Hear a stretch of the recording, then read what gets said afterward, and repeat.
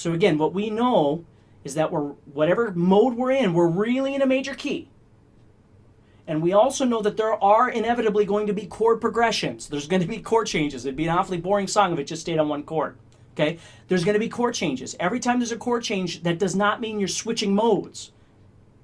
Okay? Music doesn't work that way. You can think of it that way. You can go as deep as you want.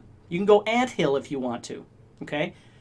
But if you scope back out, you're going to realize that that was never what music was when you first started learning how to play songs. You weren't going, okay, I'm in a key, now I'm in another key, now I'm in another key, now I'm in another key. No, you accepted it as all being just one happy family. It all worked together. So now, if that makes sense, okay, so now we understand that no matter how much of your fretboard you know, the fretboard, as you connect those pieces together, okay, and let's just take hypothetically that you've connected the entire fretboard together as C major. You can see all those 7 positions, you can see them all right across here. You can look down and you can see them all connected. Let's just say that. Okay? If you can do that, you now can see the key of C major across the entire fretboard, and you are free and you are welcome to go anywhere you want. So if I play the key of C major and I do this,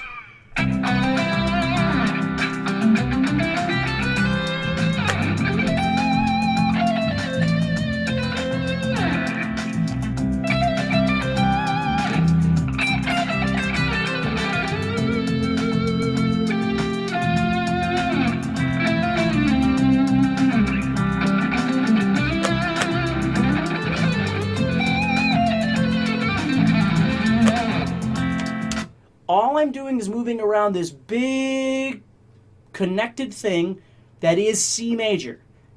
That's all I'm doing.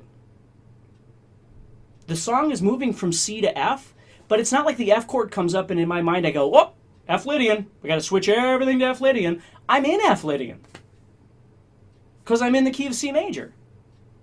It's all happening anyway. I don't have to force myself to rethink something that's already happening. It's already there. If I'm playing in C major, I'm playing in F Lydian. I'm playing in G Mixolydian. I'm playing in A Aeolian. The difference is emphasis, and this is the last part I want to get to, okay? So we have our understanding. Now we've got our setup on our fretboard. Okay? We can see the key of C major across the whole fretboard, again, hypothetically. So as this chord progression is playing, this C-F chord progression is playing, I'm not thinking, okay, F is at the 1st fret, so I got to come down here. Oh, here comes C, so I got to go to the 8th fret. I don't care about that at all. I'm going to move around this skeleton that I've created, this skeletal shape system that I've learned, okay?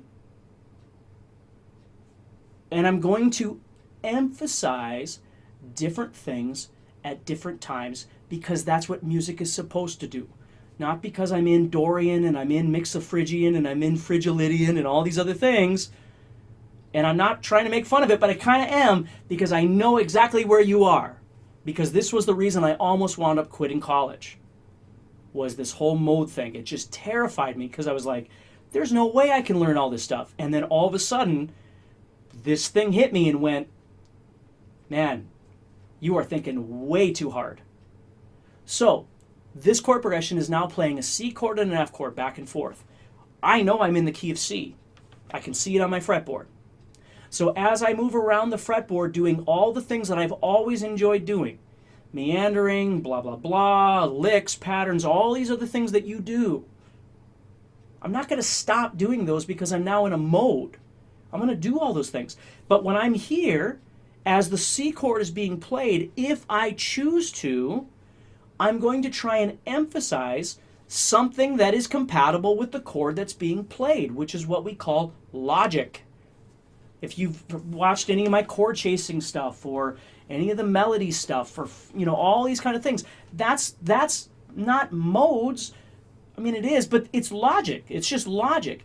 If an A minor, or let's just stay with C. If a C major chord is being played by somebody, and I go to solo over the top, regardless if I'm in pentatonic or diatonic or mode or anything that I'm thinking in my head, logic, music tells me I should probably try and emphasize something on my fretboard that makes sense with what the rhythm player is doing.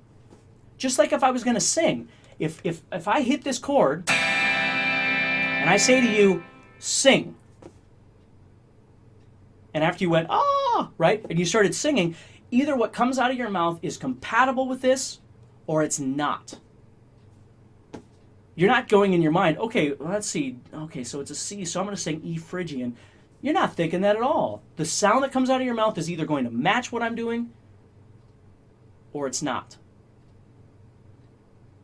Okay? So, as that C chord is being played, I'm now looking at my fretboard in more of a caged way, maybe, in my mind. I'm just telling you what's going on in my head. Okay? So I can start kind of skeletaling, again, a word I don't really know that that's a real word, but I start skeletizing my fretboard so the notes of the C major scale kind of, or excuse me, the C major chord, the C chord, kind of rise to the surface. So now as I go to play, I start looking for notes that are compatible with the C chord. And then when the F chord comes up,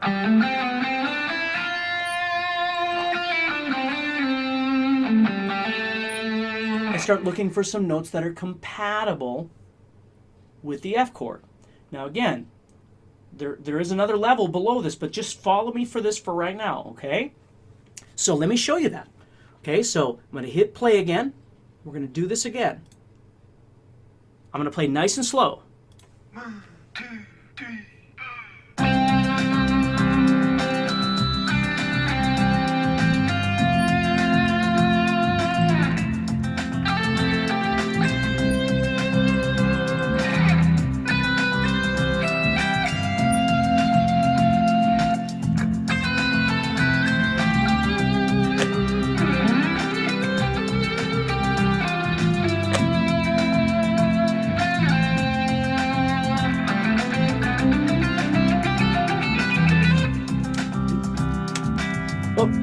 And see how right there I went into a pattern? Because I would do that.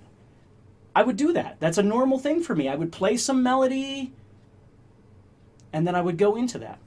So really at this point, what am I thinking about with modes? Nothing. The theory of the modes set me up with what key I'm really in, what chords I've got, how I'm going to see it on my fretboard. Once I start playing, I'm less concerned with modes because I've done all the work. I'm just going to get in there and start making some music.